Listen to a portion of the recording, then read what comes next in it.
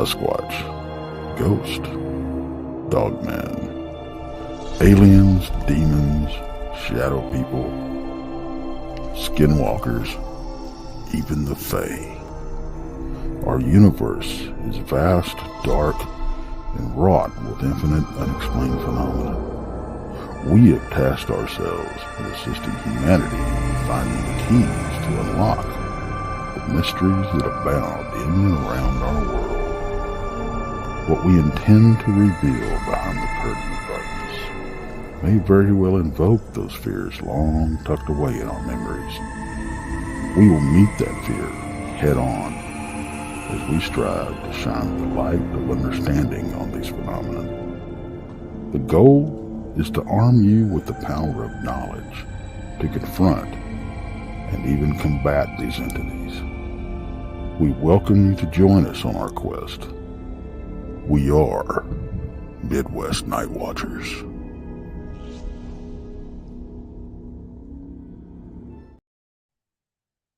Hi, everyone. Good evening, everyone. Thank you for joining us. We got an interesting Piercing the Veil episode tonight. We have Thomas Kardos from NCCPP, which is North Carolina Cryptid and Paranormal Project. And we're going to get into some cryptids and maybe some Native American stuff, depending on where this show goes. Who knows? We might dive down a rabbit hole even. So we'll get going and bring Thomas up here, and hope you guys have been having a great weekend and enjoy the evening with us. Welcome, Tom. Hey, how you doing tonight? Good. Thanks for being here. Thanks for having me on. I just want to say thanks everybody in the chat for tuning in tonight as well. This is going to be hopefully it'll be a nice fun show with a little roundabout everything. Like you said, that maybe even take a little jump down a rabbit hole, because who knows where it's going to lead to. Yeah, definitely. Everything's connected. So. Yep. Yeah, I agree to that. Yeah, we were just talking about that. I feel like everything is connected, and the more people are waking up, the more they're experiencing and seeing, and things are starting to come to light. Yeah, that's true, because I think we are just talking about that earlier in like the pre-interview chat, like the age of Aquarius, like this is almost like the last decade has been like of enlightenment of the people, and people have been like woke to what's really going on. You look at this new movie that Jim Caviezel made about trafficking children, and there's so many interviews with him talking about what they're really doing with these kids and what the stuff being taken from their and extracted from their fluids and being sold on these dark black market things. I mean, it's ridiculous. It's crazy. Right. Can't even fathom it.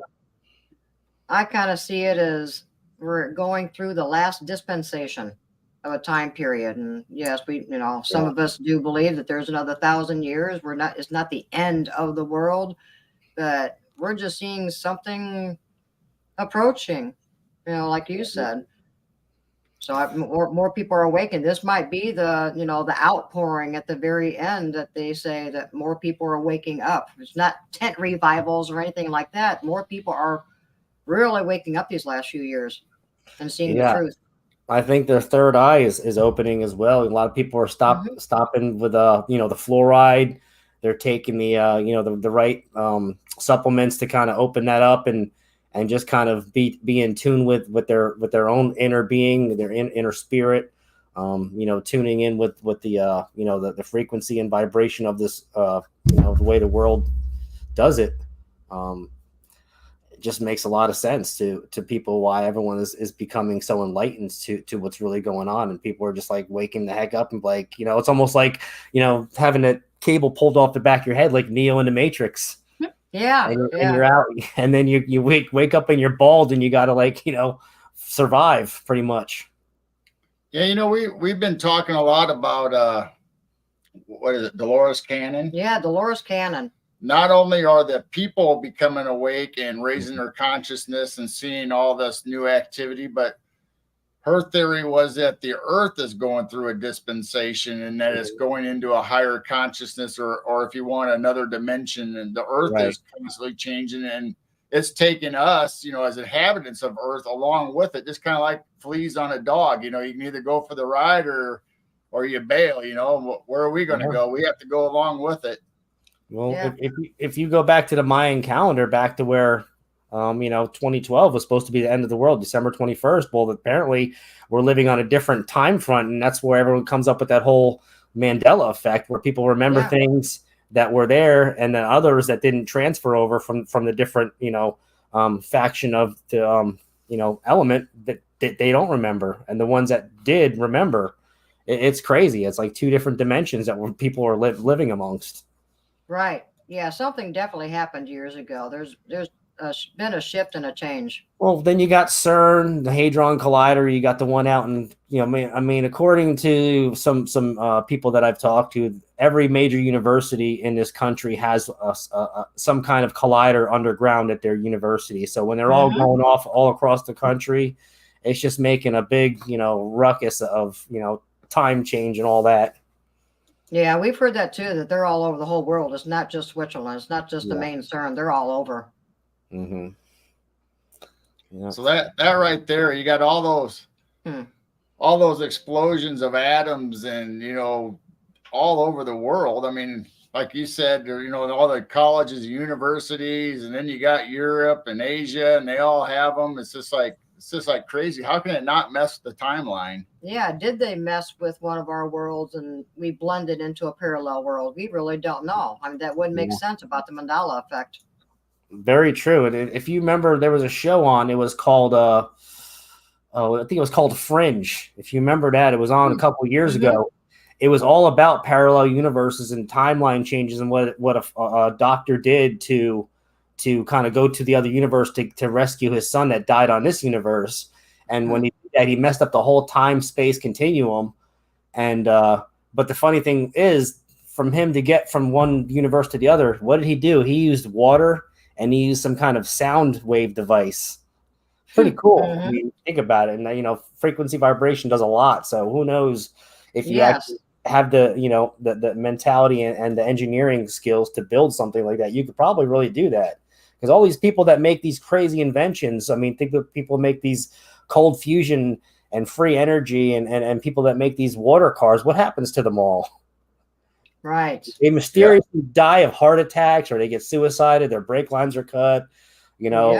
It's just the matter. It's like, look what happened to recently. God bless her soul, Claudia Ackley. Yeah. She just mysteriously passed, and she was suing the state of California for a wrongful death of Sasquatch attack, of killing somebody. And she's been harassed. I mean, she's been followed. She's talked about threats on her life. I think her brake lines, I think she said maybe her brake lines have been cut or something to do with messing with her vehicle.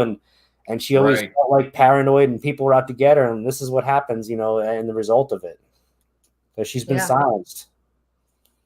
Sadly, God rest her soul. She was a great person in the community, a very nice person. She was willing to help anybody. I got to know her for a little bit, but not much. I'm just, sad to see another person go. Right. Yeah, you never know what's playing behind the scenes, when you start diving into all this stuff, if you start talking about secret government and the cabal and all this, and once in a while, if you hit right on the head, you don't know what the consequences are going to be in your life. Right. Look at all the little words that we can't say, and the algorithm will get you. I mean, that's a no-brainer right there. If you can't say certain things. They shadow ban you. I mean, look at all the people, like, they're losing subscribers because you talk about certain subjects, or I mean, I've seen many shows on Saturday and Sunday with Gerald and William Nighthawk where they're talking about certain topics, and all of a sudden, boom, William's broadcast on his end gets zapped, or Gerald's audio gets zapped, or they're buffering for 3 minutes. And I mean, you just start talking about some stuff, and they shut you up. It doesn't matter how many subscribers you have. You could have 2, you could have 2 billion. Once they get a whiff of what you're doing, you're on their watch list, and they don't care by any means. They'll do what they have to do. I think we are, because we keep, we lose like 2 subscribers and then we gain 2 or 3 and we Yeah. slowly get up there and then we keep losing. And I'm going, okay, something's going on. Yes. So I guess we can get started and do like a bio and talk about some experiences and stuff. So I don't really talk about this a lot, but when I was growing up, my uncle, my godfather, he did a lot of like taking me out and doing things when I was a kid, like showing me nature and whatnot. Well, he actually he was in the military. He was out west, and I think after he was in Germany. He was stationed in Germany in the 80s, and then he moved out west, and he became one of those fire jumpers. The people that would walk around, or they would like travel in groups in the woods, and they would shovel out their way out of the fire and make little lanes to make the fire cut through and all that. And they'd wait for the the planes to drop the retardant and help disperse the fires and whatnot. So they were out in like Yellowstone and out all the way out west doing all that. But he eventually, once he stopped doing that, he started he kind of took to the native ways. He adapted the ways, and he did the native sun dance and all that. Cool. He had all the healing gems. He wore turquoise. He grew his hair long. When he married his wife, he had a native ceremony. So he was big into that, and he was big into the earth and healing. So before he got married, and before he actually moved back to Colorado, he did a lot of things with me as a kid. He'd take me out to Pennsylvania. He took me to a couple powwows when I was a kid, because he would just take me for the weekend, because at that time I just I wasn't really doing anything. I didn't have school on the weekends, and I would just hang out with him. I enjoyed it. And one time he took me to a sweat lodge ceremony where they had one for adults and one for kids. The guy lived in Pennsylvania somewhere. I don't remember exactly. He was a shamanic healer.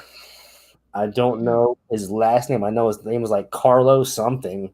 It was like kind of Carlo Hawk, maybe. I can't think of his full name, but it's been so long. But he owned a lot of property in Pennsylvania. It was really nice, very peaceful, very calm.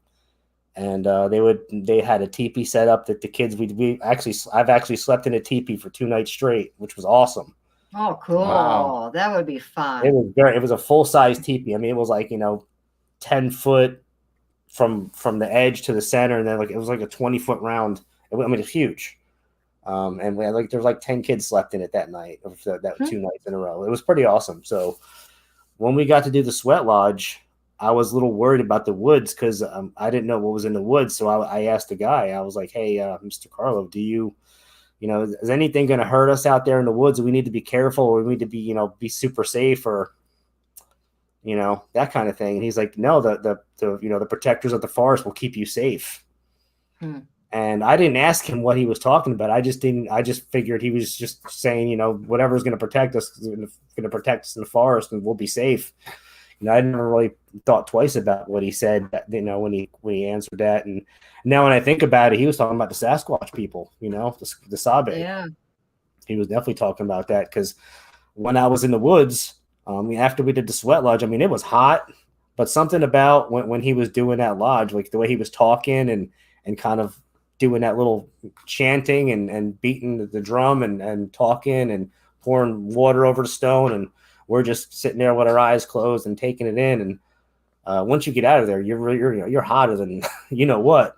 So we got out and we went into the Creek River, and I was, I felt very peaceful, very calm. I didn't feel unsafe, and it just felt like there was like a weight lifted, like we were just, nothing was going to bother us. It was just like a total, pleasant feeling being in the woods, being that young, 10, 11 years old. So now, was it a normal, not normal, but a sweat lodge, like it had the skins around it enclosed with the... Yeah.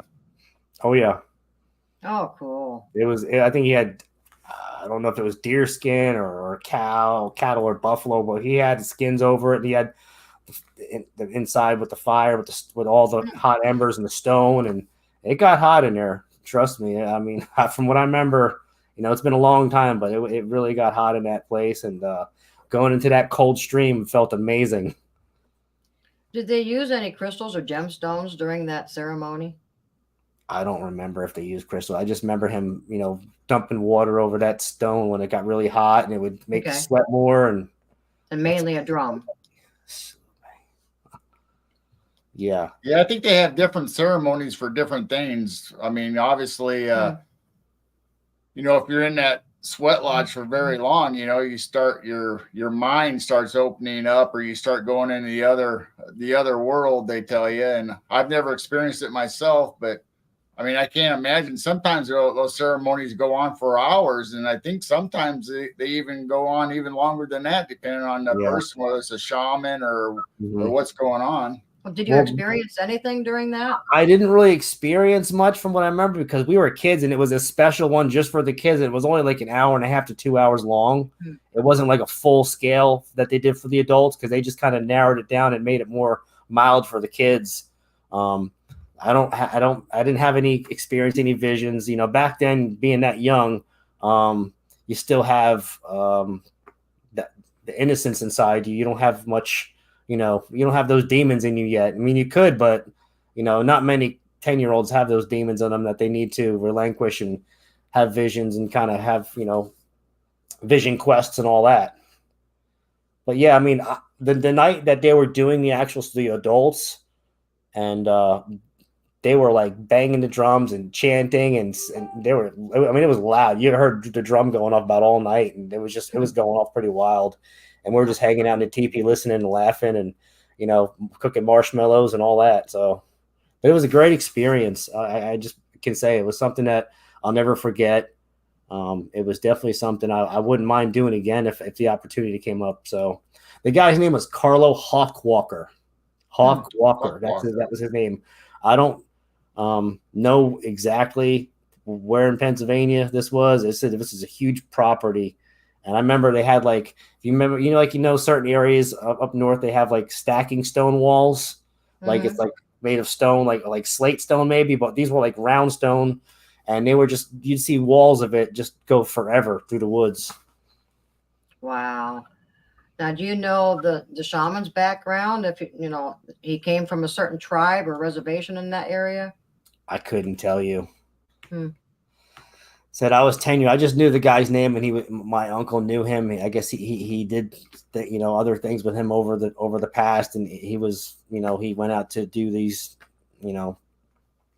missions with him and whatnot. Huh, that's interesting. So you're a young child and you started believing in the protective forest people. That's really cool. Yeah, like I said, I wasn't really too sure of what he meant when he said that, but like I said, now when I think about it, and when I just kind of thought, with all the experiences I've heard with the Sabe people and the Sasquatch, and the keepers of the forest, and Nighthawk talk about that all the time. It makes a lot of sense that he was talking about the Sasquatch, and he probably just didn't want to scare the kids, because not many kids want to hear that. I mean, when I was a kid, I just thought it was the Patty, Rogers and Patterson out in Bluff Creek, California, and that's all. I didn't know Bigfoot was everywhere. Right. Yeah. So it's crazy. So I guess I'll get into my Canadian thing. Okay. All right. Yeah. 1998, me and a family member. I won't disclose their name and their identity, keep them, because they're pretty much still skeptic and not really want to. I was never really afraid of the woods either, but when a new area like that, and just you're not sure of it, you just want to make sure you're safe. So that's why I asked them that. But so we went on a Canadian hunt. It was a 3-day hunt. It was a weekend. It was 3 or 4 days, whatever it was. We drove up to Canada from New Jersey. We took rifles. We stopped at the good old trading post and got, cases of beer for like $14 and cartons of cigarettes for like, $12. I mean, it was dirt cheap back. Stuff was dirt cheap back in the 90s, I mean, gas was still $1 a gallon. But it was weird because we got to Canada and it was like $1.35 a liter. It was weird because we had to pay for liter. I'm like, what the hell is a liter? I don't know what the hell a liter is. But we figured it out. But we went to a place that was called the KOA Lodge, KOA River Lodge, and it was near the Algonquin State Province Park. And I'm pretty sure it was the Ottawa River, which was measured up along it, and you could take boats out on the river, fish. They had a really big kitchen hall where they fed you dinner at night and breakfast. And the owner of the lodge, it was the owner, and it was there were two brothers that owned the lodge, and they would do bear hunts. And I'm not sure if they did moose or anything else, but we went on the bear hunt, and said we went out, did some baiting one time, and they gave us these buckets. We've actually just volunteered because we wanted to kind of see the woods and get to know the landscape before we went into the woods. No one wants to go into the woods blind when you're hunting. You kind of want to get a feel of the area. So we kind of volunteered to help the guides do baiting, bait the bears. So we had these 5-gallon buckets full of pig scraps, intestines, guts, you name it. It smelled horrible, but that's what bears like, and that's what works. So we dumped them out there. We came back out of the trails, and these are old logging road trails out there.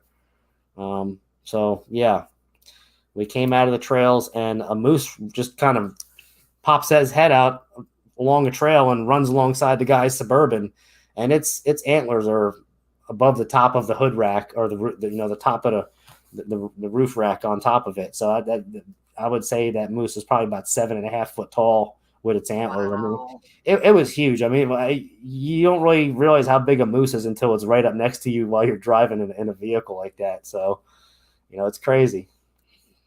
Yeah, I've seen them out in Montana. They're huge. They are. They're majestic for sure. Yeah, my nephew moved to Alaska. He joined the military right after high school, and they gave him a choice, and he chose Alaska because he loves hunting and being outdoors. He was always outdoors his whole life, hunting and fishing, and he'll send us pictures on Facebook or whatever of a moose or a big black bear, and those things are just huge. That moose was as big as like a Volkswagen Bug. I mean, it just and the head was wider with the antlers than the width of the car. I mean, it's crazy. Yeah, they're pretty big. I mean, like I said, when you see it that close, when you're looking at it, when you're looking at it through the side of a window, it wasn't walking, it was trotting pretty much next to because we weren't going fast, because you can't go fast off road with something like that with all the bumps, and you're off road, you're in dirt trails and whatnot. So you can't really go too fast. You maybe fit 10, 15 mile an hour tops. And this thing was just trotting alongside us like it was nothing to it. And then, after about, I don't know, less than 1/8 of a mile, it just made its own trail and cut right back into the woods, and it was gone. Wow. So, that's crazy. Yeah, that is. Yeah. So did you get a bear those 4 days? You know what? We did not get a bear, but I tell you what, there was I think he was like an 83-year-old man. I'll never forget. His name was Bud. Really nice old man. He was retired. He had his old 30-06 rifle. He's the only one out of the whole trip that shot a bear. I actually got pictures of them processing. Well, not processing, but they pretty much field dressed it on site at the lodge. They had like a big monumental stone that had the name of the outfitter on it, with a stamp on it. Wow. And they field dressed it right there. And I was taking all kinds of pictures with it that when they did that. It was pretty cool. I mean, it's not really for the faint of heart to see a bear getting field dressed when they're taking the hide off it and quartering it up, and but they say the meat's pretty good. I don't know. I never had bear meat, so I couldn't tell you. Well, that bear that our nephew got several years ago, that paw was just, huge paw. I mean, that bear it was good meat for them, because they said meat's really expensive up there. So yeah, it stocked up their freezer. Yeah. Get one moose and a bear, you're good for quite a while. That's a good thing to have. Any kind of meat, doesn't matter what, as long as you got meat in your freezer, because you never know for the inevitable. God forbid something happens where something gets shut down, grid gets shut down, electric gets shut down. You got to put on generators, and you got to keep your freezer, whatever's in it, you got to keep it fresh or keep it frozen, and whatever it takes, All right. So what else happened up there in Canada while you were hunting? So now we're going to get to the meat and potatoes of this part. Yeah, cool. Yeah. So was the second day or the last day, whatever it was. We got up in a tree. You know, it wasn't too early. It wasn't too late. It was like midday. He drops us off. He goes, "Yeah, we'll pick you up right around here, right around, dark. When it gets dark, just be waiting here." So we're like, okay, go up in the tree, hang out. We're in the same tree because we're hunting together, back to back. And they put us in a double stand, like a tandem stand. So we were just hanging out in the tandem stand, waiting for something to come by. Nothing came by. We were up there a few hours. We got bored. We seen these big bird looking, I can't remember the names of them. Then they had these little things that were like big squirrels. I think they're called pine martens, I think. Saw a couple of those, but no bear. Nothing came around.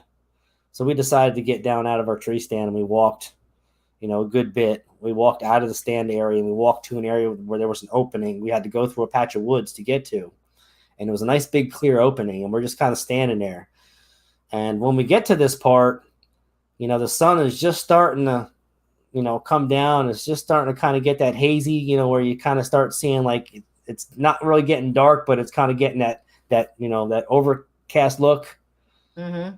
Where it's kind of not as bright as it was, and you could tell it's going to get dark soon. Well, that's kind of where we were at when this happened. So we're looking around, just enjoying the nature, taking it in, and we're looking straight ahead, and we're probably about 80 yards into this opening. It's like a dried up marsh bog area with some dead trees here and there, but it was still a nice open area. And we're about 80 yards from the wood line at this time.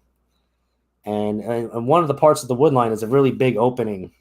I would say, I don't remember the mosquitoes being bad. I'm pretty sure it was like the end of the summer, early fall hunt when we did this. So it wasn't too bad.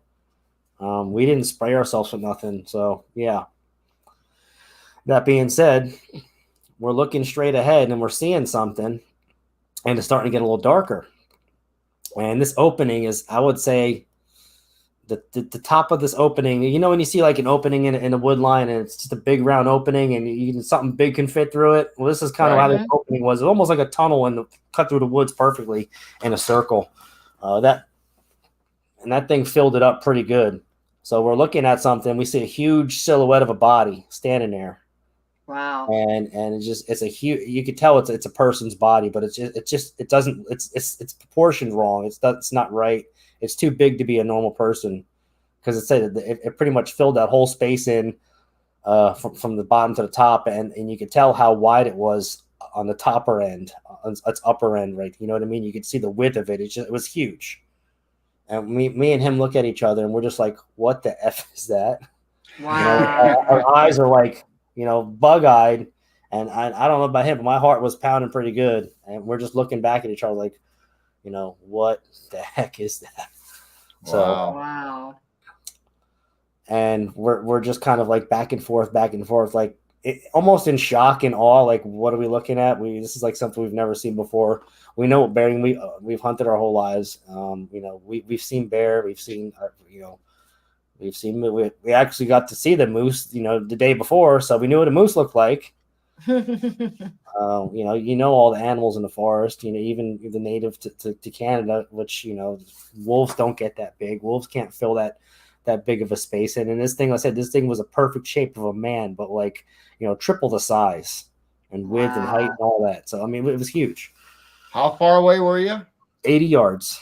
80 yards. 80 yards. Did you see hair on it, or could it have been more like a giant? We couldn't see the hair because it was too dark at this time, where it darkened up the forest and that wood line was already darkened. So you just saw the silhouette of a body standing there, like, a human body. And that's all you could see. You really couldn't see no features or anything like that, or hair, even eyes. I couldn't even see eyes because it might have lasted about 30 seconds and then it was gone. And the strange part about it was when it was gone, we kind of just turned our heads and like looked at each other, and then, we were saying something. I don't remember exactly what we said. And then we look back and that's not there. You could tell that silhouette was gone from that area. And as it was gone, you can hear boom, boom, boom, boom, like two step. You can feel the ground shaking from 80 yards away. You can feel that foot pounding. So this thing had to weigh, I mean, easily 1,000 to 1,500 pounds. No bullshit aside, something that Wow. heavy. It takes something that heavy to make the ground feel, permeate. You feel the vibration of the ground shaking. It's like almost like the T-Rex in Jurassic Park. That's the classic scene where you like they feel the ground and the puddle starts going crazy and the footprint. So luckily, So it didn't glitch out or nothing. You guys knew it was still there, moving because you could feel it. That's crazy.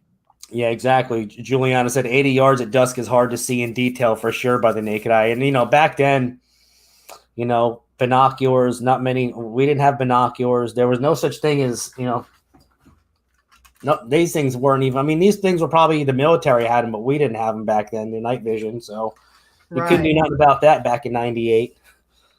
Wild Bill had them in Silence of the Lambs, but those were the military grade ones, the really good ones. So. Yeah.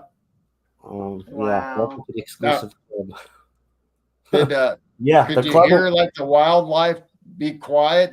Did the atmosphere or the area change once you noticed?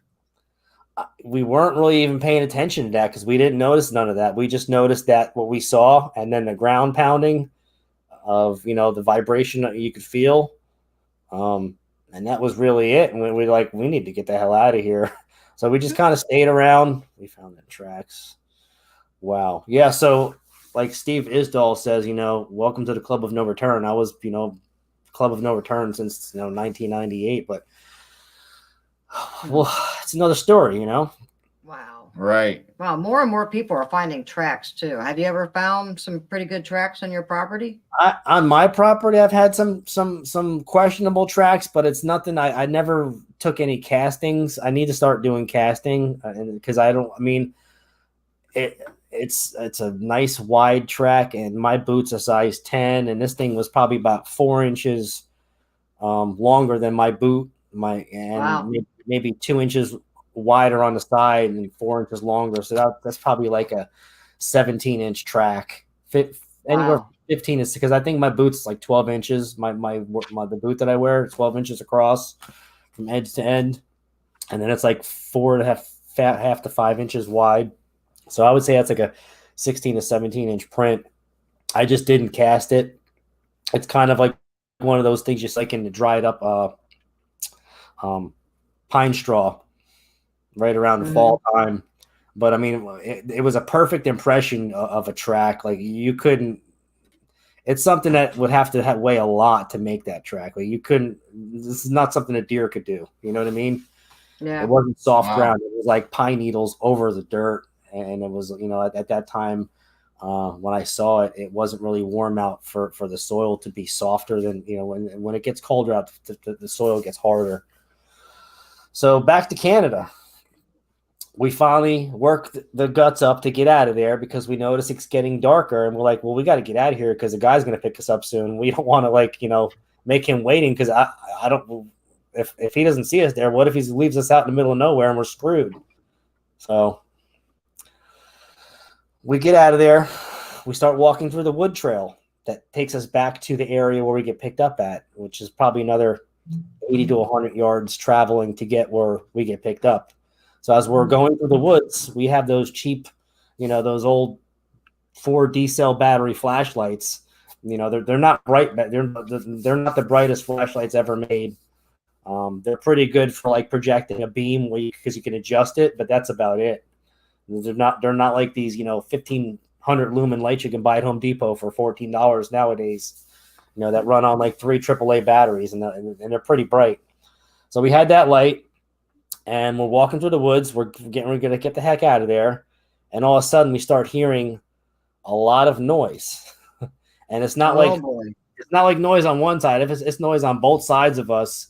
And I tell people all the time, it sounds like the army of the orcs from Lord of the Rings, like making that grunting, like that primal grunting sound, like that battle chant almost.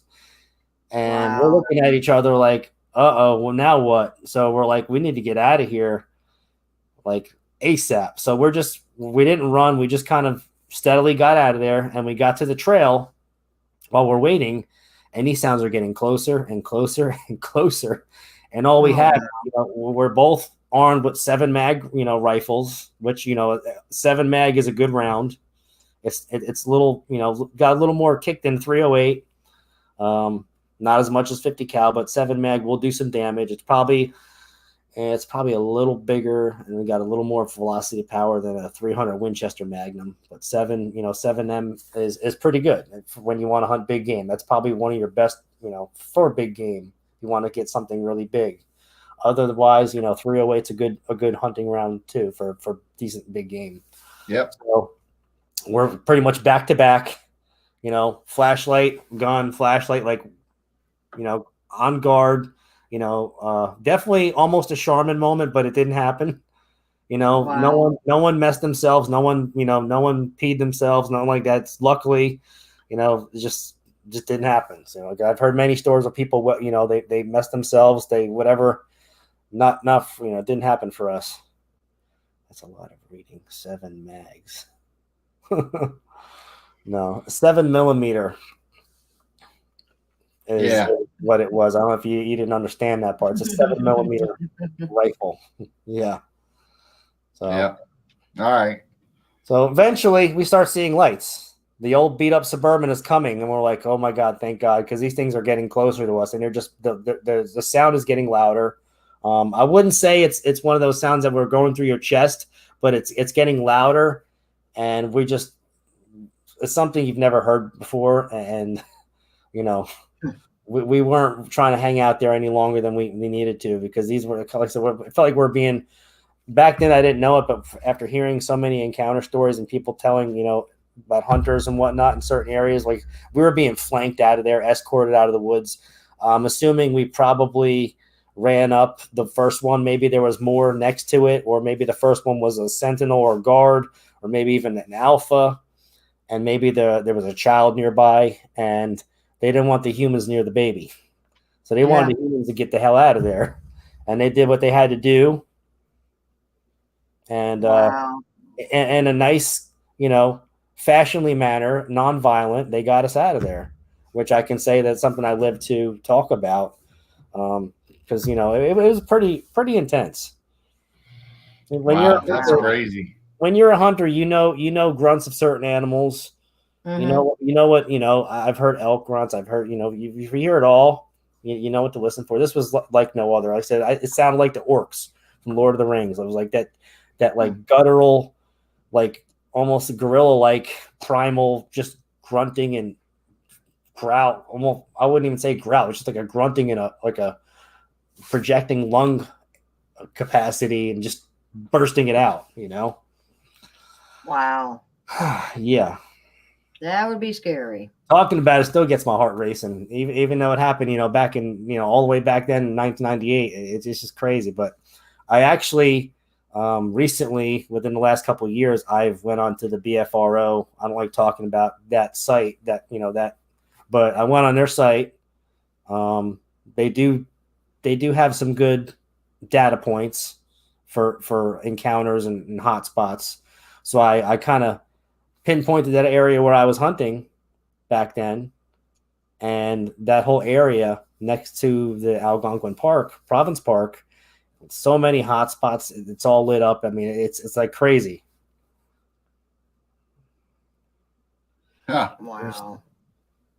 Where was Tom in the story that caught Canada? There's a question there. I'm trying to read it. Yeah, it was. Yeah, they want to know where you were in Canada, I believe, when you were telling your story. Oh, you should have been listening when I talked about it the first time, man. No, I'm just kidding. I get the same thing when I interview people. They'll be saying something, and then somebody chimes in with a question. I'm like, well, you should have been listening, and you would have heard it. But no, I'm just kidding. Now, seriously, it was along the Algonquin State Park, Province Park. It was at a place called the KOA River Lodge. I don't know the exact location of this place because it's been so long since I've been there. But like I said, it's near the Algonquin State Province Park and Ottawa River, I believe. You can Google it. You can Google KOA River Lodge. I think it's Ontario, Canada, and you'll see exactly, where it is. So, but yeah, it's something like that. Like I mentioned a couple days ago when I talked about it with Krista and brandy. You know, it was one of them things where, like when fight or flight kicks in, I didn't really, we just really didn't let it get to us afterwards. Like I wasn't like the kind of person that was like scared to go in the woods afterwards, because it just happens. It was just such a random thing that happened, and nothing bad really came out of it. So we kind of just brushed it off and really forgot about it for so many years. It didn't really affect how I lived life afterwards. I was just a typical 20 something year old doing what 20 something year olds do back then, So just lived my life and, grew up, did what I did, worked jobs, and still enjoyed the outdoors, fished a lot, did a lot of fishing on the water, on the ocean, along the Jersey Shore. So, it was great. So you had a few years of quietness until you had more encounters. Yes, I did. Well, I would say more than a few. I had some weird stuff happen in New Jersey before I moved to North Carolina, but I really can't confirm those kind of, because I didn't really have light to see what was stalking me, because I was dragging a deer out of the woods for somebody again that we were hunting on this old man's farm, and we got a really, really big buck. This was like a 200-pound 8-point, just an old buck that, was a big boy. And I was dragging him through the woods the best I could. And I decided, well, I'm not going to drag this thing no more. I'm going to let it float over the creek, because that'd be a lot easier than to drag it through the woods and kill myself. So I got this deer floating over the creek, and I'm just kind of pulling on the antler and letting it float, and I'm just pulling on the antler, and it's a lot easier than dragging it over the woods and all that, and branches and the thickets. And it's getting darker, and I'm noticing every time I take a step, I'm hearing something step, and then I stop and it's stopping. So something was stop. It could have been a coyote. It could have been maybe a fox.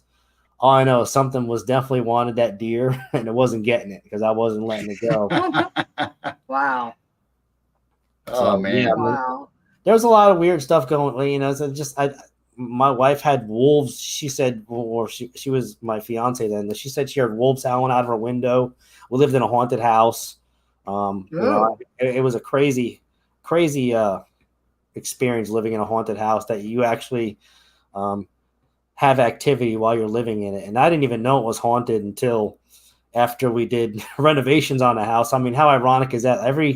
Every movie you see these, they did, or stores, you hear people renovate a house that somebody passed in, and all of a sudden renovations are done, and 28 days later, boom, activity happens. Well, Wow. Tell us about it. Somebody blew their brains out in the bathroom. Ooh. We actually did the person that lived there, I guess they had a friend staying there, and they weren't right in the head. I don't know if they were mental or suicidal, but they wound up, committing suicide and shooting themselves in the head in the bathroom. And the weird part about, whenever you walked by the bathroom, the hair on the back of your neck stood up, and you got really cold. It got really cold right next to the bathroom door. Like, you'd be on one side of the hallway, and you'd be in the middle of it is the bathroom, and then the other side, it goes to the bedrooms. Well, whenever you got to the middle of that hallway, you always felt 10 degrees colder, no matter what. It didn't matter. It was just something about that bathroom area. It's just like it had that energy. We'd have things go missing all the time. Just stupid stuff, and then they'd show up like a day later, like in this. Pretty much where we're looking for it, it would show up right there. And like no one came there. It was just me and her in the house, and weird stuff happened all the time, where she'd see things, and she'd throw the blanket over her head and hold her crucifix and pray to God, and eventually it would go away. Yep. Wow. So how long did you live there? We lived there less than a year. And then we came to North Carolina. But and now you have Sasquatch. Now I have Sasquatch. But the funny thing is about this house is, other people stayed there, and the person that owned the house had like other workers staying there that were not from this country, and they had like one of those priests come and bless the house because they were so scared And it wound up coming to all those workers moved out of that house and nobody would stay there anymore. Nobody wanted to stay there because they were so scared of it. So whatever was in that house was not good. Wow, that's great. It didn't like me either, because one morning I went to the basement, and this basement was like the Blair Witch Project. Nobody went in this basement but me. That's how it was. I mean, it was literally like the Blair Witch Project, like that, straight up with the cobblestone, cement foundation wall. Like, it was that old, and it was just creepy, dark, and just that gloomy feeling down there. But I went into the basement, and I had a little bench where I'd sit down, I'd throw on my coveralls, go hunt, go up, pop out the trap door out the back, the hurricane door, and go out that way to go in the woods, because that's where you go. That's where the woods were behind the house. And one morning I'm putting on my boots, and I have my little beam light on with a little purple light on the headlamp, because they've been around for like, this was probably like 2006. So I had it on, getting ready to go. I'm looking down in my boot. I put one on, and I'm looking down while I'm putting the other boot on, and I see something shiny. And I take the boot, and I'll go like that, and a broadhead comes out of my boot. Yeah. Broadhead that I had hooked up to my arrow from my compound bow, and I'm like, I didn't do that, and nobody comes down here, so I guess this thing that's in this house doesn't want me here, or wanted me to get hurt. Because if I didn't notice that broadhead in my boot, I would have put my foot down in there, and I would have been getting some serious skin graft, probably surgery and end stitches and whatever else they had to do, staples. Wow. Oh my gosh.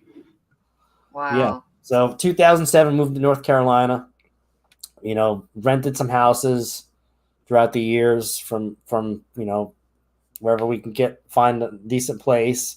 Eventually we had a house built 2015. 2015, we moved into this house. I noticed there's a lot of woods behind the house, and it's in a nice wooded area on the outskirts of Charlotte, which is, 10 miles, less than 10 miles from city limits. And less than a quarter mile from the house, there's a huge greenway trail and a creek that runs along it.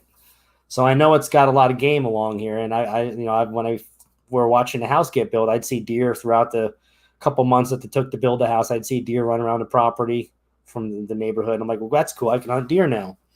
So once the house gets put up, we move in. I put up a fence. I go back in the woods. I put up you know what? I don't think it was a Muzzy. I think it was a Razorback. I think I was using Razorbacks back then. It was either a Razorback or what's the one with the bore on it. It was one or the other. I forget. But they were sharp as crap no matter what. So thank God I didn't put my foot in that, Sheldon. So I put up a tree stand. I made a triangle stand out of 3 tree points, and I built a little triangle base out of 2x10s, and then 2x6s over the top for your platform, and then I did 2x4s to make like an arm rail so you don't fall off the tree, And then I kind of stapled it up with some of that camouflage netting, kind of keep you kind of concealed a little bit, and I put a bench up there. Well, I hunted up there a couple times. And no success. One morning, I get up in the tree.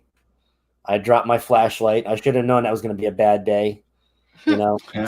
Still at about 5 a.m. I'm in a tree, drop my flashlight, and I'm like, damn it. And I still got to pull my crossbow up. So I'm like, whatever. I'm just going to pull my crossbow up. I'll get it later, whatever. That never happened because I'm in the tree. Less than 30 minutes, I'm in the tree. Start hearing stuff. Oh wow! I'm hearing, and this is what I tell people all the time, that this is God's honest truth. This is no bullshit. I know what owls sound like. I know what barred owls sound like. I know all that. I've heard it all. This is the cross between an owl, a monkey, and a parrot, all combined into one vocalization.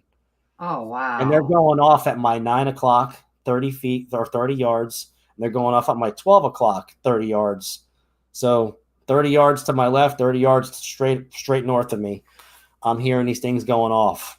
I mean, back and forth. It's like, it's making my heart race. And I said, I dropped my flashlight. I'm getting ready to get my phone out, break out my phone camera or my phone with the light on my phone. I'm shaking so bad, I dropped the phone out of the tree 13 feet out of my. Oh no. Oh Like, no. no, I got no light now. And these things are going, I mean, this lasts about, anywhere from, 1 to 3 minutes. And this feels like a lifetime because every time it's making that noise, it's making my heart race. It's making me shake. I'm like frozen to this little bench I have on my tree stand, and I can't do nothing about it. And the only thing I have in my pocket is a 380. I'm like, I'm not like, I was so scared. I was like, I'm not even going to try to do it. I'm not going to take it out.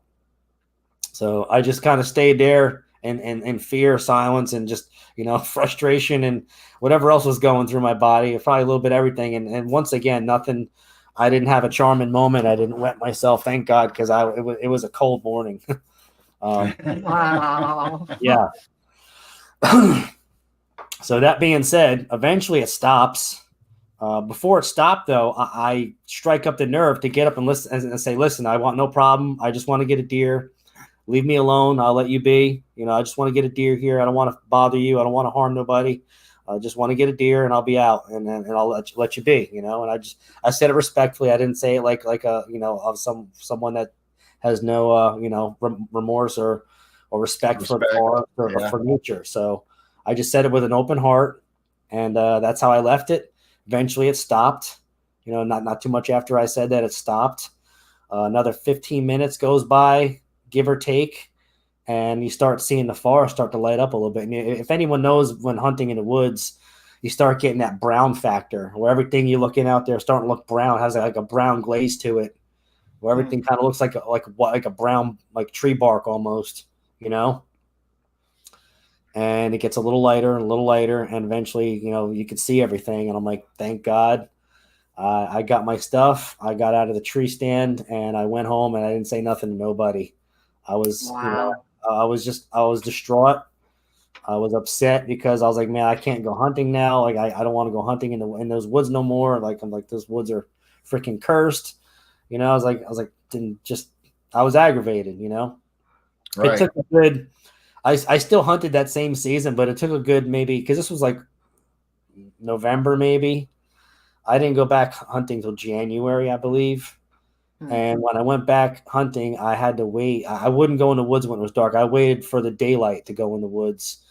And I think the first 2 times I wouldn't even go in my tree stand. I think the first 2 times I actually went into I made a little ground teepee blind that I built when I first moved there.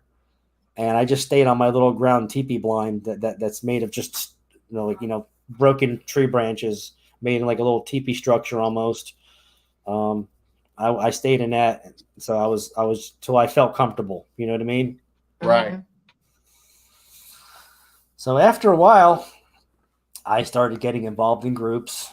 I reached out to Wes from Sasquatch Chronicles. I made friends with Duke. Duke's a good guy. He helped me out there.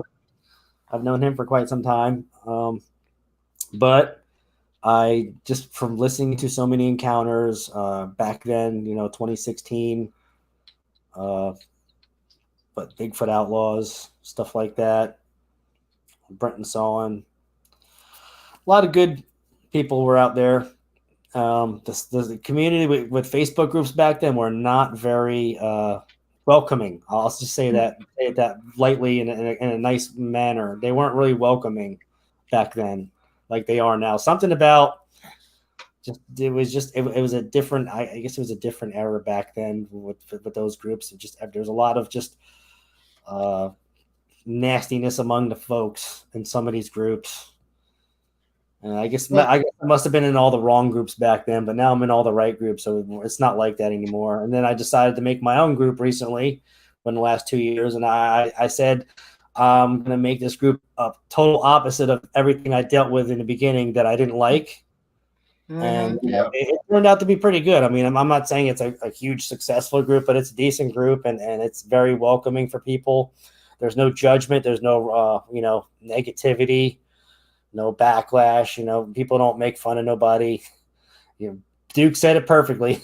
That's his book. Yeah, they don't change, Duke. Yeah, they don't. But To Facebook. I hate that people like, somebody that just had an experience, they come out, they want to talk about it, and somebody just ridicules the hell out of them or calls them fake or says you didn't see that or it wasn't this. Like, how do you know what that person saw or what they didn't see, or who are you to judge what they? I like what Steve says the best, and I hate quoting other people, but Steve Isdall says, I never asked to have this shit happen to me at all. I never asked for any of this, but it happened, and I have to deal with it. So it is what it is. Right. Take it for what it is or leave it, pretty much. Yeah, I mean, everybody's experiences are different. I mean, there could be similarities, for whether you're Bigfoot, Dogman, paranormal, but you can't rule out everybody's experience, and everybody doesn't know how to tell the experience. Like, well, the funny part is a lot of these people that tell people they didn't have experiences never even had an experience themselves. They're just, pretty much keyboard warriors. Yeah. That's the funny part. That's what cracks me up. But I mean, everyone has their, their opinions. They're entitled to it. Nowadays, we live in an age where you can't say anything or you're going to offend the hell out of everybody. So you just got to deal with it. You got to take it on the chin. I think back when you were talking about those groups, they were more exclusive. That you had to be part of the club or whatever. Yeah, so they didn't really accept very many people. But then when the pandemic hit, and everybody was staying at home and starting to find all these channels like us, starting podcasts and your channel and everything. Everybody's finding these communities that just kind of are welcoming. Right. Well, what it was too. A lot of these bigger groups back then, or just some groups, they had that gatekeeper mentality where if you were the new guy, they didn't want to have nothing to do with you because they didn't know you. You weren't cool, or you didn't have this, or you didn't do that. So you can't be a part of this group because the gatekeeper says no to you, And I just kind of went total opposite of that kind of mentality. And I was like, the hell with that. If someone had an experience or they're new, welcome, open arms, whatever you got, no judgment here. And that's the way it should be, Right. And that's kind of how I went on to doing my guests too. I don't judge people. I mean, let's just say somebody pulled a fast one on me and told me a story that didn't happen. Who am I to judge them? I mean, whatever, it is what it is. Mm-hmm. Yeah, I mean, they might just even have an interest in it, want to learn about the paranormal or Bigfoot or Dogman. And you don't really necessarily have to have an experience, but you can still be interested in the subject and wanting to learn about it. Yeah. There's too many people these days want proof. All they want is proof. You're like, where is your proof? Yeah, exactly. I mean, I got tons of pictures. I post a lot of stuff in my groups. I got all kinds of activity on my property. I mean, if you guys have seen the pictures I posted in my groups, I got all kinds of arches, tree bends, breaks. I mean, I go on vacation, I come back, I got 3 massive trees pushed over next to each other, making a huge blocking a trail in the woods. So, I mean, wow, it's ridiculous. Didn't you say you asked Robin to tell him to please protect my property while we're on vacation? I did. I that was the first time I asked him to watch over my property, and I come back and 3 trees are pushed over, and she mentioned something about there might have been a dog man in the area and they're trying to get it out. So they might have had to do something with trees to scare it the hell out of there and run it off. But hey, my property's safe. I mean, yeah. Robin's great. And I wasn't, not that I didn't believe her in the beginning, but I wasn't sure. I just wasn't 100% sure, like sold that she was the real deal. And then when I asked her about my property, this confirmed it 100%. And now I just, whatever she says, I just go, whatever you say, Robin, is it. I love her to death. So she described my property to a T, like she was watching over my backyard with a drone. Like she described things in my yard that you can't even see. Like if I gave you my address on Google Earth, she described stuff that you couldn't even see on Google Earth. Like you'd have to be like there with your own eyes to see it. And I never gave her my address or nothing. So she is the real deal. Like if no one hasn't heard of her, like she's the real deal Holyfield. Like she don't play around. Like when she sees something or she hears something, that's it. Like you got to take that with 100%. Yeah, I agree. I mean, I trust her, and she definitely helped us confirm that I'm not crazy. the things that I was just kind of sensing and feeling. And Yep. yeah, being on the Same. phone with her a few times, she really helped me and confirmed, like, okay, I'm not crazy. I'm not seeing anything, but I'm definitely feeling it. I know something's watching me. You just know something's watching you without even hearing it. So yeah, Oh, she confirmed it for us. Yeah, Duke said Duke's funny. he What'd he cracked say? me up. He- Talk about me he- pushing trees over. Dude, I can Yeah. maybe the only tree I'm pushing over is like a little sapling. I'm not even trying to like the work I do. I do heating and air conditioning this summertime, and I like haul, extension ladders up on roofs and climb up and fix these massive commercial rooftop units. And I'm dragging 100-pound tool bags up on a roof and sweating my tail off at the same time. And somehow I still have time to do all this too. So just got to fit it in, right? Yeah, you got to. Mm-hmm. Right. So I will go on further, and just one more mention of Robin. I did ask her about the Sasquatch on my property. She said that recently, they respect me, they like me, and they kind of look at me as like part of the, I wouldn't say tribe, but part of like the camaraderie, like respectful, like almost being like a neighborly friendship kind of thing. I've put things out for them. I don't really do a lot of gifting food. I've done a lot of gifting like dead. When the monkey grass dies, I put it out there for bedding. I put a lot of seashells out there because shells are very like, it's different because you can't see shells on the land unless you live near the shore. So I brought shells here, put piles of them out there, and they'll be gone in like a day. Wow. Wow. Yeah. What- I don't know nothing about them. What's that? What are they doing with them? Maybe they make tools with them. I don't know. Maybe they use like for skimming bark, to get grubs out of trees. I don't. I put piles of shells out there many times, and then I'll go back there in a few days, and they'll be gone. In the little area. I've heard a lot of different giftings. I've heard marbles. Toys. I put out like kids' toys that they leave out in my yard. I put them out there, and they'll be gone. Like it's just crazy. Like little dolls, stuff like that. I've been gifted. We'll get into this next story about me being gifted something extraordinary. People are probably going to be like, yeah, right. But I'm telling you, this is like some serious crap. So I'm hunting recently, was not last season, but the season before. I missed a shot on a deer. It was a 4-point spike buck. If anyone knows what a spike buck is, it's 2 points. Well, this was a 4-point spike buck. So it had 2 little ones and 2 little ones. And I was just trying to get meat for my freezer, fill it up. Wasn't really trying to get no trophy deer because I could care less about a trophy, a rack, nothing like that. Right. So I missed a shot on this deer. I overshot a little bit right above its back, mid-back area, and I watched a crossbow arrow go right above it, kind of like grazed it, and it went into like a dirt pile that was behind the deer because it was kind of leaning in an area. There was like a little mound behind where the deer was in front of. So I watched the arrow go into the dirt mound, That being said, I left the area not too long after because it's a successful hunt day, and I was like, the hell with it. I'm not going to get one. I'm just going to call it quits. It was, I usually go in a tree stand for 3 to 4 hours. That's about all I could take in the morning anymore. I used to do it for 6 hours when I was younger, but when you get older, there's only so much you can. Wow. I'm not going to go there, but getting old sucks. Yes, it does. Yep. So I missed a shot. The deer ran left. Just remember that deer ran left towards the woods. And like I said, after everything was all said and done, I got out of there. Went back the next day. I think it was the next day or the day after. I forget. I was just scouting. And I'm not sure if I took the arrow out of that day or I went back when I was out scouting. If I went to go get the arrow out of that mound to take it out and clean it and reuse it again. Because as long as you're not hitting a rock to damage your carbon arrow or hitting bouncing it off of like a really large tree trunk, that's the only thing that'll really damage an arrow. But if you shoot it in the dirt, it's really not going to do much damage.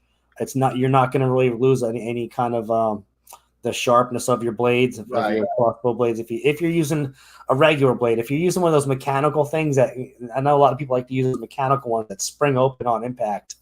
If you use one of those, it's done no matter what you hit, as long as you're not killing something with it. So I don't like spending all that kind of money on those high-tech mechanical. I just like the old school broadhead. You screw it on, it's got the razors on it, and it's going to go do its damage when you hit something. Right. So I went and got it and went back and looked. And what do you know? The tree that I put stuff to, I call it a little gifting tree. I go there, and there was the same deer that I missed a shot on, the 4-point spike buck. It's laying on the pine straw, the dead pine straw, like matting area that's by the tree, laying there with its neck snapped backwards, like tilted all the way, like snapped. Really? I examined the body. Oh, I don't see any kind of damage to the body, to the front, like the front arm knuckles, the joints. Normally, if something does, if a vehicle does something like that, you'll see skin marks. You'll see like a tear somewhere. You'll see like you'll even see road rash, because normally when they get hit, they get road rash no matter what. It just comes with the territory. I didn't see anything like that. Just a deer with its neck snapped backwards. And I'm like, holy crap. I was like, holy crap. Thanks, guys. I just yelled out, thanks, guys. I appreciate this. But the meat, it sat here for 24 hours. And it wasn't kind of refrigerated area that, when I went back there, it was kind of warm. So the meat was spoiled. So I was like, sorry, can't take it. I'm going to bring it back. And I dragged it. Well, I just said I can't take it. I brought it back and dragged it another 30 yards to a little, like a dried up creek bed that's in a little valley. And it's kind of like to the point of both kind of mountain. I wouldn't even call them like little hilltops. And I just dragged it into that little dried up creek bed and covered it with some leaves, and hopefully it would decompose on its own. And because, these things can decompose.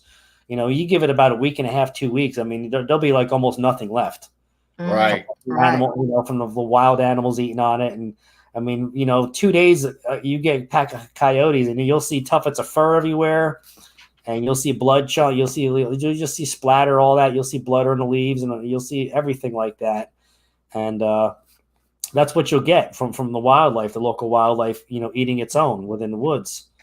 So I go back the next day just to make sure everything's doing what it's supposed to do.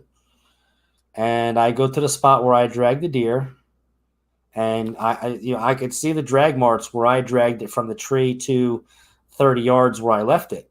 You could still see the drag marks, right? Well, where the deer was, I kicked the leaves around. No deer. Deer's gone. And there's no like disturbed area. There's no drag. There's nothing like you could see dragged it out of that area.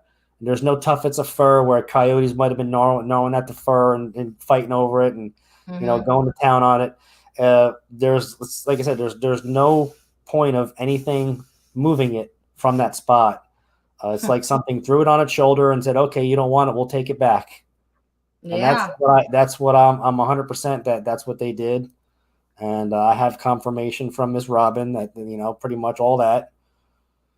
Wow. Pretty amazing. Pretty freaking amazing. Yeah, that is. You hear stories of hunters, trying to find their deer, and the Sasquatch are taking their deer. Well, but not actually gifting you the deer.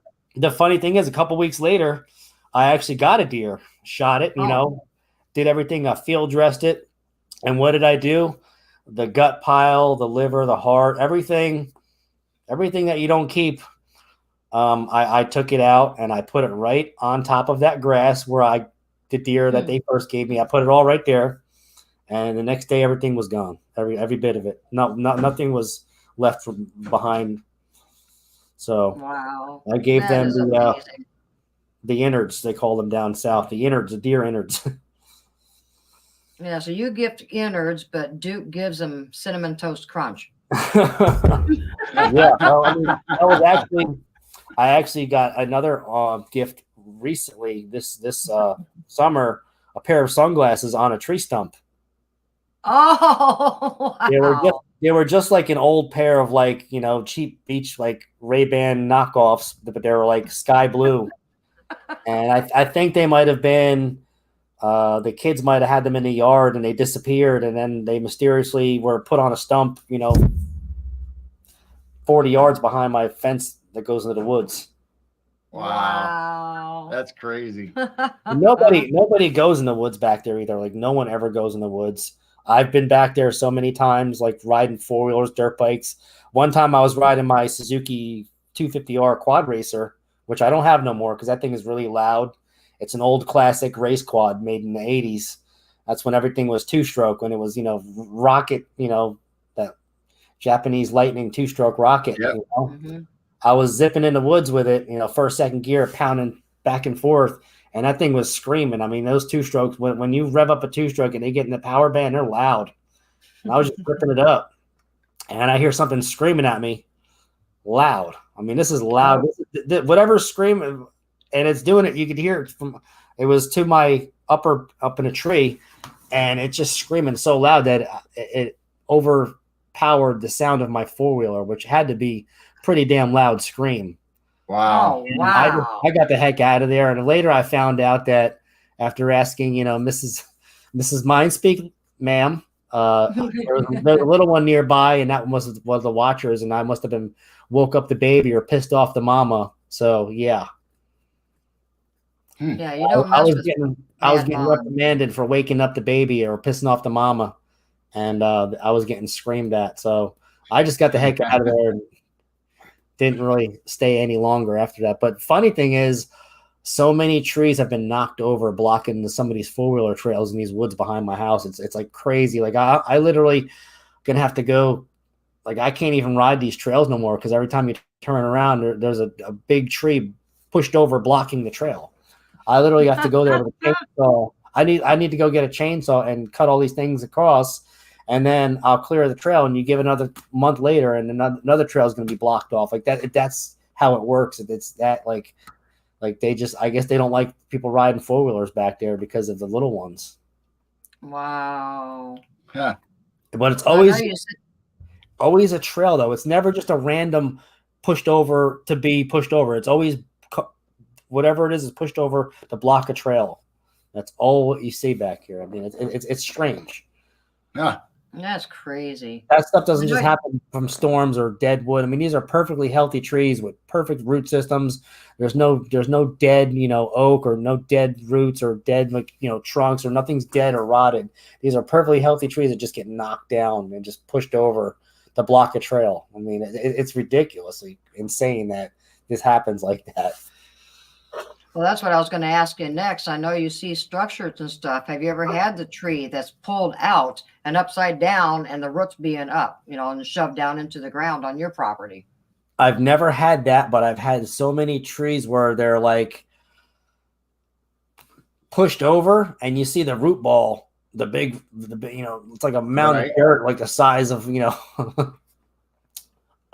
supersized pool raft, one of them round snow tube pool rafts, just popping out of the ground. There's like perfect little ditch for like a hideout. I see a lot of that, but I've never seen anything ripped out and like upside down. I've seen many X's. I've seen lots of X's. I've seen lots of manipulated bends where something big is like, I'd say a 30-foot long is bent over, and then there's another one holding it down to keep the weight of it coming back. And I think it's like a nursery back there. I mean, if I sent you some of the pictures, I should have sent them so you could have posted them. But yeah, I might. Yeah. You have a group. I might post them in your group maybe if you want. I have so many huge trees that are pushed over, and it looks like a fortress. Sometimes I go back there and it's like a war zone. Like there's so many, and it's always in one area. It's not just like here, there, 50 yards. It's always in this one little area. It's like the hangout or something. I don't know what it is. And we hear stuff all the time. My wife sees stuff all the time. For some reason, she sees this stuff. I don't see it. She sees it, and I can't. I think she has an empath ability, and she has maybe a different frequency as well.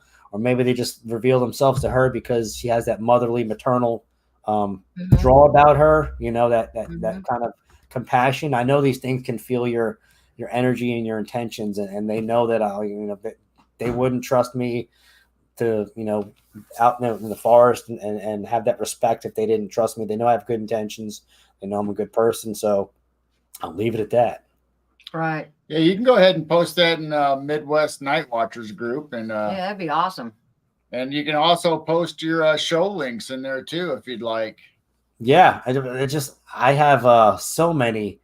I mean, there's like I'm probably just 30 groups of all my friends from you guys and everyone else that it's like it's hard to stay on top of everybody's stuff and like and get back and forth. And like when I do like my promotional stuff, like when I do my Monday night interviews, like I used to post and like try to do like 30 something groups, and I want to tell myself like it's too much work, and I'm gonna get like every time I do that like 30 groups, and I still get the same amount of people in the chat. So I kind of trimmed it back down. I trimmed it back down to about 5 or 6 groups now, and I still get the same amount of people. So it's not really doing me any justice. I might just stop promoting it, period, because I mean I'm really not trying to be like a numbers person. I could care less about growth.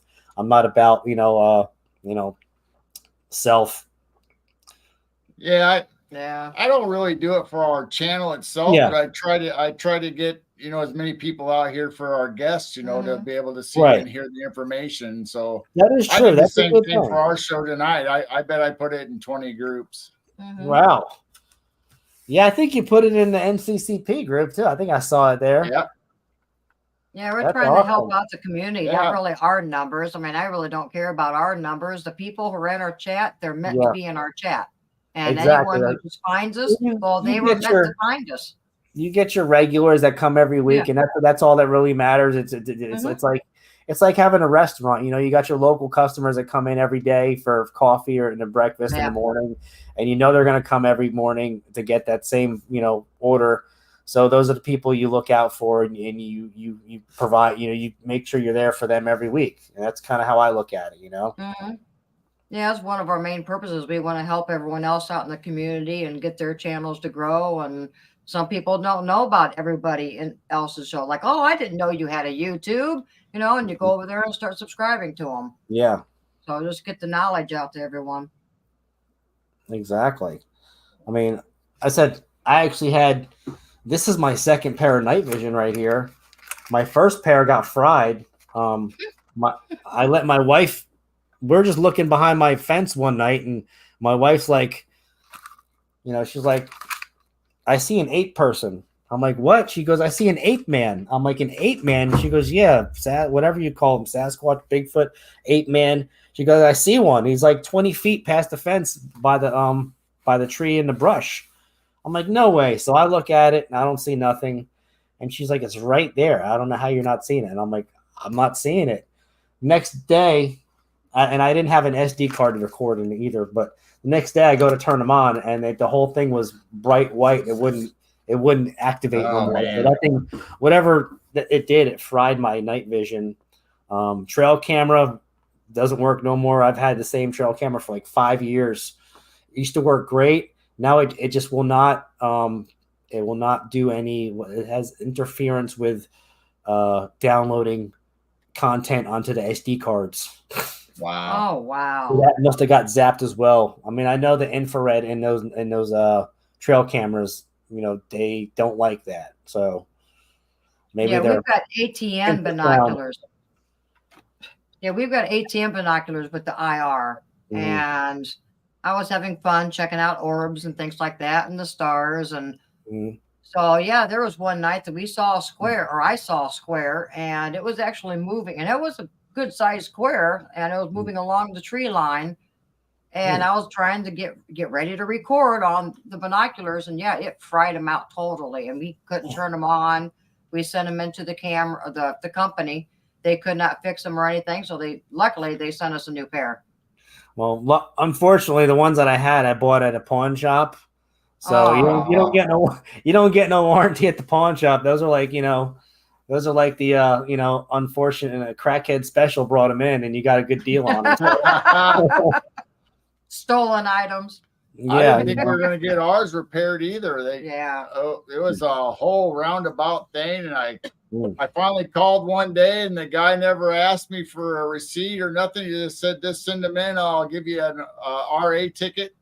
And they fixed them and sent them back free of charge. Yeah, the first time you called, they wanted a receipt, and I'm going, "Oh, great!" Oh yeah, crap. Yeah, so then he tries again later, and we got him replaced. I don't like the newer ones. I like this older one because the IR is a lot better on them. Yeah. No, I like those. These are Segway Sigways. That's the brand it is, and they're pretty good. They work pretty decent. And you can record on them? You can record on them if you put one of them mini micro SD cards in there. Yeah. Yeah. But yeah, I'm gonna start getting some footage on that once once I get time to get back out in the woods at night. Just this time of year, my schedule is really hectic with work, so it just work, and bake in the sun all day. And then if you have time to do something at night after work, then you got time to do something. So sadly, Or then you got rain on the weekends when you're off of work. Well, yeah, and then I went to a Luke Combs concert last night, and we were all excited. And 9:30, 9:45. Luke, it was actually we got poured on when we got to the stadium. If it was at the Panther Stadium, so we went to park, and it was like driving to a car wash. We had to wait like 10 minutes before we can go walk to get in line to wait to get inside the stadium. We got in the stadium, did everything. They had the performers come out, and then Luke Combs comes out. He does one song, and a bolt of lightning comes out, and they're like, "Oh crap!"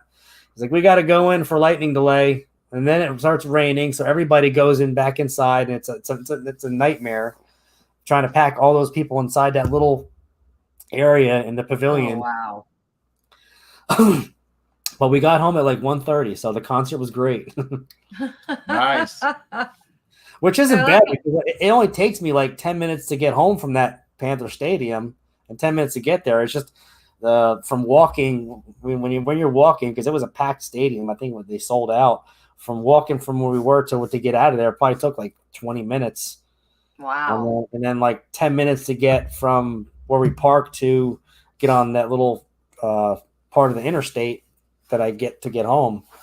But, it was fun. You only live once, and Luke Combs is pretty awesome. So, yeah, the storms have been crazy. We've got our county fair going on. Well, tonight's the last night, but we've had our county fair going on. And Friday night, I'm watching Blondes and Booze, and I'm hearing you can hear the fair. I mean, it was the demolition derby that night. Oh, wow. Well, so the demolition derby's kind of starting to go. Mm-hmm. Then all of a sudden, my phone blows up that we're under a severe thunderstorm warning. And I'm going, oh, great. So I'm watching Blondes and Booze, and I go, well, I got to be right back because we've got this big storm coming in. That stadium was packed, like you said, and everybody's just going to buildings or underneath the bleachers, and it did pass. They knew that this storm was just going to keep on, passing. And they just went, well, just come back a little bit later. It was the best devil derby they've ever had. It was with about an inch of rain. It's all muddy. And that thing was, nice. I mean, it was later than normal. But, yeah, it was the best derby I think we've ever had because of the storm and, the extra mud. And this weather's been crazy lately. I mean, I don't know what they're doing to manipulate, earthquakes, tornadoes, drought, rains, thunderstorm. I mean, it's just crazy how they're whatever technology they're using to make this, I don't know if it's direct energy or what they're doing. It gets things to do that. But I mean, it's really, it's worse than it's been in the last 20 years. And they're blaming it on, global warming. It's not global warming. If you look at your weather channel, they'll tell you like the record heat for that day in that year. 1988 was 20 degrees hotter. So how is it global warming if it was 20 degrees hotter back in 1988, but it's 20 degrees cooler today than it was back in 88? So that just kind of like a proof in the pudding that's really not. If it was really global warming, it would be hotter than the record from 1988, and it's not the record hotter than that temperature. So you got to think about stuff like that, and they just try to fool everybody and make them believe lies. Well, all these solar storms too, that's interfering and causing storms down here also. Yeah. Solar flares and all that. I mean, you got people's phones lately been going crazy too with losing your signal. And I mean, it's all because of those solar flares messing with the internet and the solar, the power grids and whatnot. Just hopefully. Oh yeah. So many shows last week. I think everybody was having technical difficulty. Their mics or they're breaking up or somebody faded in and out. I mean, it was horrible. It wasn't just, just a few. It was almost every show I was watching. They were having some kind of glitch. Really? Yeah. I mean, it was bad. I mean, well, Brandy, I think was the worst. Poor Brandy on Blondes and Booze. I mean, she just kind of went, I give up. Dang. Yeah, that's the worst part when you're trying to do an interview or have a guest and like either they're buffering out or their service isn't the greatest, and or yours keeps dropping out. And I mean, it's just it gets to the point where you're like, man, you got to throw in the towel. It's like, damn it, we'll have to do this another time. Well, that's what happened with your show. We tried to get on with our phones. We lost our internet because we had a bad storm. Yeah, you had we tried to get on our phone, couldn't get good signal. So yeah, we just did like a phone call for your show. It worked. Yeah, hey, it worked. We made it happen. Yeah, we made it happen. Yeah, so you didn't see our faces, but hey, we did it. Hey, your faces are up now, and I'm on yours, so that's all that matters, right? Yeah. Duke's got a good point. Duke pre-records. That's a good way to do it. I mean, I've tried to do pre-recording before with Dr. Igor, but because of the time zone from Russia and America, it's just too much. Oh, wow. Different scheduling, different days, and it got to the point where I was just not on his end, just between both of our schedules always being conflict. We had to just we can get to it when we can. So I'm looking forward to that still, but like I said, the time is so different. I have to do it at like I think I have to do it like 3 to 5 o'clock on a weekday or something like that. I forget how we had it set up, but it's how I would have to just pre-record it then and then do it live. Another day, like pre-record it on a Sunday and then do it live on Monday or premiere it on Monday. I've never done that kind of pre-record with StreamYard. I don't even know how that works 100%. So I'd have to do some further digging. And I really dig your intro. Is that Tex talking in your intro? Yep. Tex did it for us. Yep. I love that. I want to cry every time we start a show because his voice is so amazing. He did a great intro. Yeah. I don't really like my voice, so I didn't really want to do an intro of myself. I had Tex do our intro, and then like a week or two later, Andy DeCodes asked me if I would do an intro for his show, so he has my voice on his show. So nice. I don't know. I might say maybe I can get Nighthawk to do an intro for my show. I like his promo with his voice when he gets deep into that and talk and just talk about whatever, whether it's paranormal, cryptid, UFOs, Big Brother, the dark societies, all that. I'll just leave it at that. But he really gets good talking about that stuff, and I love it. So I'm gonna have him maybe do an intro for me or something.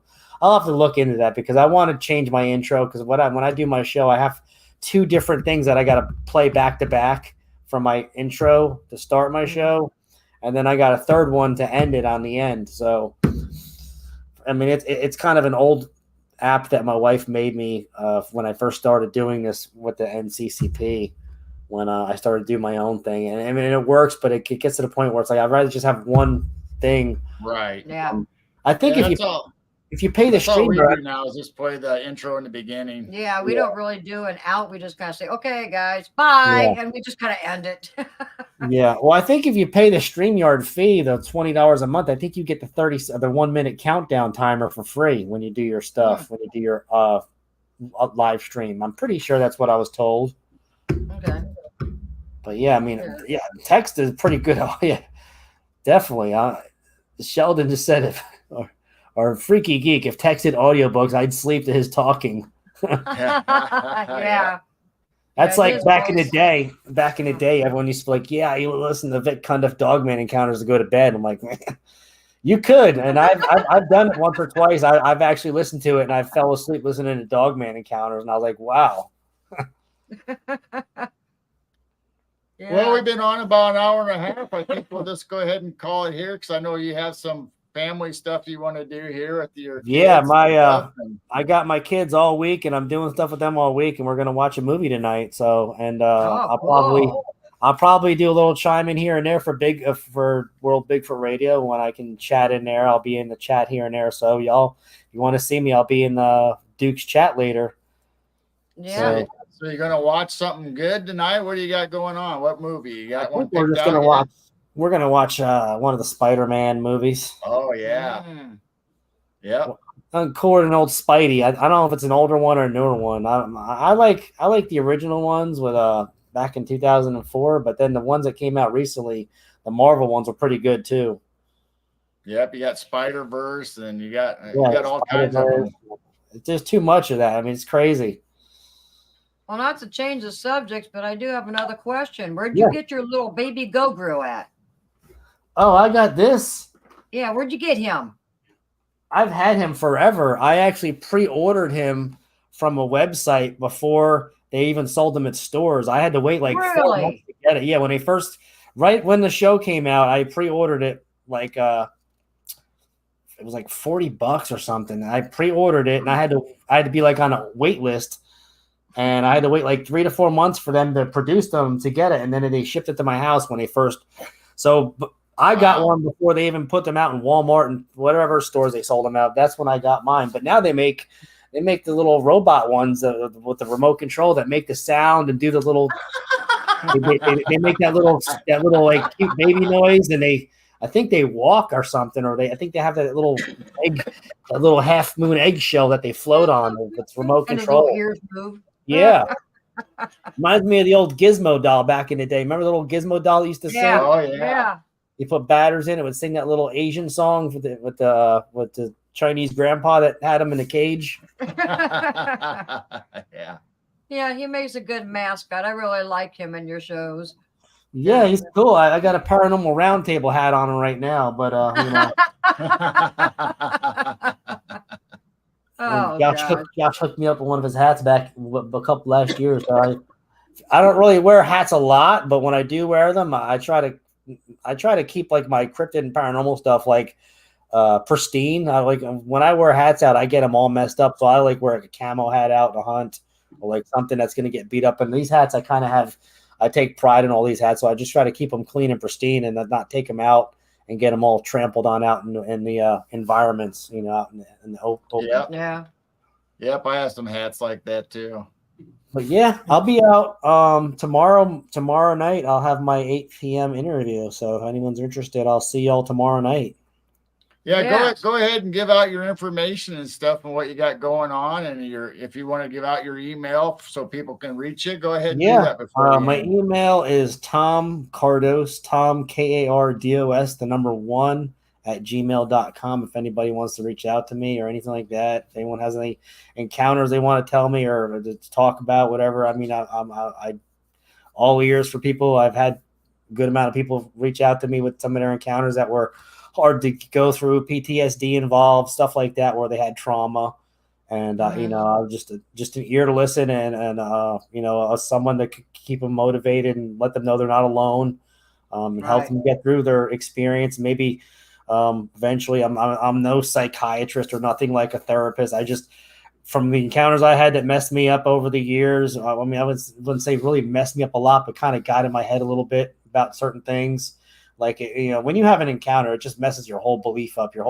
Everything you thought you believed in is just BS, a lie, and you got to change everything up about your thoughts and your belief system. So it's kind of like training everything to be different. So I'm just an open ear, listen, and maybe give a little tip here and there to help people maybe get back on their feet to do what they like to do, or what they were, what their love was, like hunting or that kind of thing. And if they want to, come on and be interviewed, they could do that too. I mean, I'm not pressing to get people's encounter stories.